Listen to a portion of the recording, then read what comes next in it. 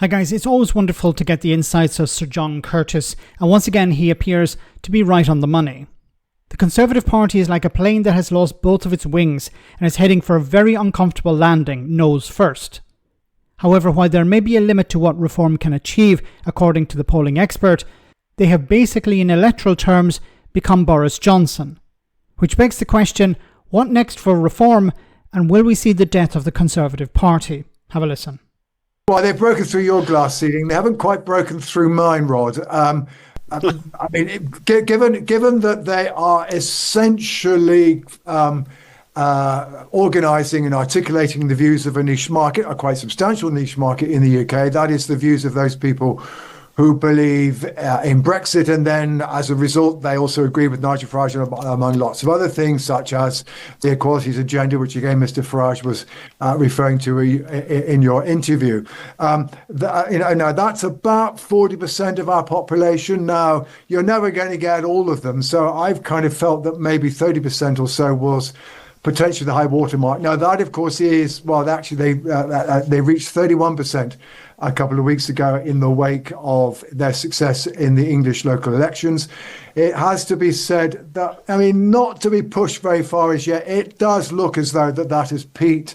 And in fact, now the running average is running just slightly lower at 30%. But I mean, there is no doubt Reform in particular are having the Conservative Party for breakfast, lunch and dinner on top of the 25% of 2019 Conservative voters who switched to Reform back in July of last year in the general election. We've now got another 30% of those who were still voting Conservative last year are switching to Reform. They are also taking some votes off Labour. It's only about 10% of Labour's vote that's going in that direction.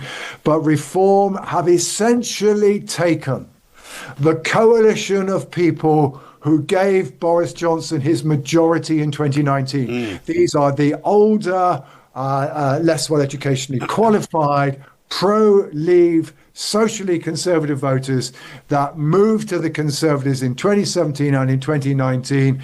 They have virtually all now disappeared from the Conservative base. And Mr Farage, in a sense, I think what he would say to you is that basically what I have got back are the voters that I gave Boris Johnson when I decided to stand the Brexit Party candidates down from Conservative-held constituencies back in 2019. And did Boris Johnson and the Conservatives say thank you, as Nigel Farage had demanded? No, they didn't. Anyway, but that's a separate issue. So what does this mean for Reform going forward? Well, we've already seen a few examples of Reform appealing beyond their base. Now, whether they actually believe in these policies or not is a different issue. I don't believe they do. It's just pandering, or is an attempt to distract the public. Farage came out recently saying that he supported getting rid of the two-child benefit cap. He talked about the winter fuel allowance. So I think there's an attempt by Farage and Reform to appeal beyond the far-right cohort. They know that there is a certain section of society that is locked in at the moment. They've completely abandoned the Conservatives and they're not going back to them, at least for now. There's nothing for them in the Conservative Party, and I'll get to that in a moment. But Reform now see that they can test the waters in other ways. They can reach out to people beyond Reform, beyond the socially conservative. I think they're going to, for the moment, double down on the culture wars and stuff like that, because it's fertile ground for them, so they can win over more and more conservatives. But I think they've probably reached the limit. We saw that recently also in Scotland, the Conservatives completely collapsing and most of their support going to Reform. And as Sir John Curtice has always said, the Conservatives, their worst enemy at the moment is Reform. It's not a huge problem for Labour, but it's a huge problem for the Conservatives. So for the Conservatives, what is the way forward? I think unless, and I keep saying this, unless they change the leader, unless they refresh themselves, reinvent themselves, then they're finished. And what way could they reinvent themselves? Well, as a moderate party. See, Nigel Farage has won over the socially conservative. He's won over the far right within the Conservative Party. I call them far right. People like to call them the right wing in the Conservative Party. Well, we know the group we're talking about. So those people are gone. They're too far gone, and they're gone over to Nigel Farage, and they, for the moment, are not going to come back. So the Conservatives should start going back to their roots. They should go back to the One Nation Tories. I'm not a fan of the Conservative Party, but if I was advising them, I would say, look, go back to your roots, go back to your pro-European roots, go back to your moderate tone, your moderate policies, because that's where you can actually challenge Labour. You can't challenge Farage because he's eaten up all of your voters. The people who were sitting on the fence until recently have jumped onto the Farage bandwagon. So those people are gone, and you can't bring those people back because what they're voting for, they prefer the flavour of Nigel Farage. Kemi Badenoch can't win these people over. It's pointless. So you need to say, okay, where can we go instead? Labour are officially lukewarm on Europe. There's an opportunity. I'm not saying that the Conservatives would do this, but there's an opportunity for the Conservatives to be a pro-European party, to be different.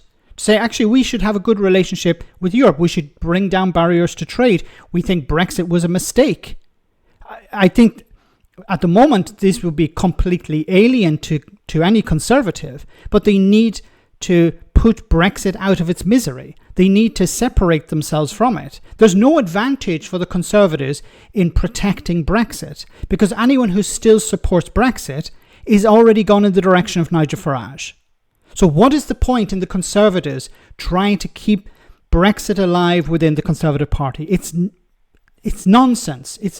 There's no reason for them to do that. So there's an opportunity for them. I don't think they're going to take this opportunity because the likes of Kemi Badenoch have their heads stuck in the sand. But if the Conservatives brought in somebody new, somebody fresh, somebody with a vision, and this individual said, what we're going to do is we're going to go back to the way we were before. We're going to be a moderate party. We're going to want a better relationship with Europe. We would like to rejoin the European Union. We would be open about that. Like, what would it cost the Conservatives? They've already lost a huge number of votes to Reform. They would actually, I think, win back some support. Because at the moment, they're losing support also to the Liberal Democrats. So I think going forward, you have Reform probably moderating some of their tone, testing the water, kite flying exercises with different policies on the left, if we can call it that, or further to the left than where they are at the moment. They will, of course, double down on their culture war stuff because they still see an opportunity to win over a few Tories.